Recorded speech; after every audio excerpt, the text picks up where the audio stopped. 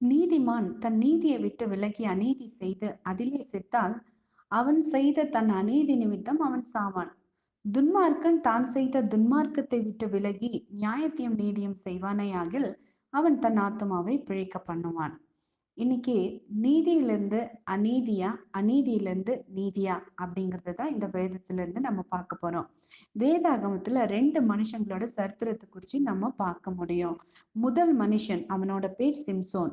அந்த சிம்சோன் நீதியாக நடக்கும்படி அழைக்கப்பட்டவன். ஆனா அவன் தன்னோட பலத்தை, ஆண்டவர் அவனுக்கு கொடுத்த நீதியை தவறாக பயன்படுத்தும் போது தன்னுடைய அநீதியினால அவன் செத்து போறதை நம்ம பார்க்க முடியும். ஆனா அதே போல மனாசே அப்படின்ட்டு இன்னொரு அரசன் இருந்தாரு. அவர் இஸ்ரவேல்ல செய்யாமல் விட்ட பாவம் ஒண்ணுமே இல்லையாமா. இஸ்ரவேலின் ராஜாக்கள்ல மிக மோசமான ராஜாக்களில் ஒருவன் இந்த மனாசே அப்படிங்கிற ராஜா. ஆனா கூட இந்த மனாசேங்கிற ராஜா பாபிலோனுக்கு சிறை கைதியா கொண்டு போகப்பட்ட போது வழியில மனம் திரும்பி தன்னை தேவனுக்கு முன்பாக தாழ்த்தும் போது, அதாவது அவரோட அநீதியிலிருந்து நீதிக்கு அவர் திரும்பும் போது அவன் தன்னுடைய அரச பதவிக்கு திரும்ப அமர்த்தப்படுகிறான் அப்படின்னு சொல்லி வேதம் சொல்லுதுங்க. ஆமாங்க. நீதிமான் துரோகம் பண்ணுகிற நாளில் அவனுடைய நீதி அவனை தப்பு வைப்பதில்லை. நீ நல்லவனா இருந்தாலும் கூட ஏதோ ஒரு ஒரு துரோகம் பண்ணிட்ட அப்படின்னா அந்த துரோகத்தினால தப்ப முடியாது. அதே நேரத்துல துன்மார்க்கன் தன் துன்மார்க்கத்தை விட்டு திரும்பினானா அவன் துன்மார்க்கத்துக்கு ஏற்ற பலன் இல்ல, அவனுடைய அந்த மனம் திரும்புதலுக்கு ஏற்ற பலன் அவனுக்கு கிடைக்கும்.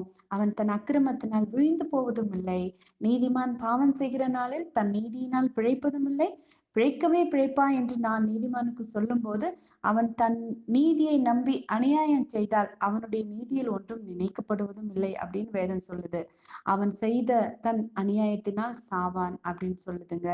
அதே சமயத்துல துன்மார்க்கனா இருந்தாலும் தான் வாங்கின அடைமானத்தையும் தான் கொள்ளையிட்ட பொருளையும் திரும்ப கொடுத்துட்டு அநியாயம் செய்யாதபடி ஜீவ பிரமாணங்களில் நடப்பானேயாகல் அவன் சாகாமல் பிழைக்கவே பிழைப்பான் அப்படின்னு வேதம் சொல்லுது. ஆமாங்க. நம்ம இன்னைக்கு சிம்சோனை போல நீதியில பிறந்து அநீதியில வாழ்றோமா, அல்லது மனாசே ராஜாவை போல அநீதியிலிருந்து நீதிக்கு திரும்புறோமா? இன்னைக்கு நம்மளோட நிலைமை என்ன? நீதியிலிருந்து அநீதிக்கு அல்ல, அநீதியிலிருந்து நீதிக்கு திரும்பவே தேவ அழைப்பு.